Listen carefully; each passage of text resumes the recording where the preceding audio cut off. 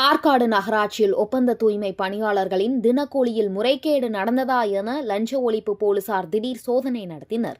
ராணிப்பேட்டை மாவட்டம் ஆற்காடு நகராட்சியில் 102 ஒப்பந்த தூய்மை பணியாளர்கள் பணியாற்றி வருகின்றனர்.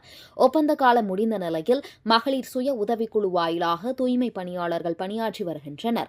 இவர்களுக்கு தினக்கூலி அடிப்படையில் நாள் ஒன்றுக்கு ரூபாய் 489 வீதம் வழங்கப்பட வேண்டும்.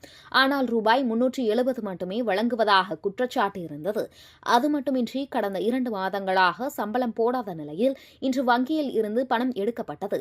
ஒருவருக்கு ரூபாய் 489 வீதத்தில் பணம் எடுக்கப்பட்டதாக புகார் தெரிவிக்கப்பட்டது.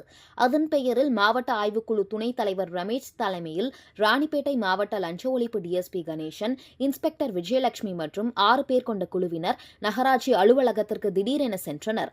அங்கு மெயின் கேட்டை பூட்டி திடீர் சோதனையில் ஈடுபட்டனர். இந்த சோதனையில் ஆவணங்களின் அடிப்படையில் ரூபாய் 489 என்ற வீதத்தில் 102 தூய்மை பணியாளர்களுக்கு வங்கியில் இருந்து பணம் எடுக்கவில்லை. மாறாக ரூபாய் 370 என்ற வீதத்தில் பணம் எடுக்கப்பட்டது. மீதமுள்ள ரூபாய் 119 தூய்மை பணியாளர்களின் வங்கிக் கணக்கில் தனியாக வைக்கப்பட்டுள்ளதாக சம்பந்தப்பட்ட நகராட்சி அதிகாரிகள் தெரிவித்துள்ளனர். மேலும் கணக்கில் வராத ரூபாய் 79,500 பணத்தையும் அதிகாரிகள் கைப்பற்றியுள்ளனர். ஆனாலும் இதில் ஏதேனும் முறைகேடு நடந்துள்ளதா என்பது குறித்து லஞ்ச ஒழிப்பு டிஎஸ்பி கணேசன், இன்ஸ்பெக்டர் விஜயலட்சுமி மற்றும் போலீசார் தொடர்ந்து விசாரணை நடத்தி வருகின்றனர். இந்த சம்பவம் ஆற்காடு நகராட்சியில் பரபரப்பை ஏற்படுத்தியுள்ளது.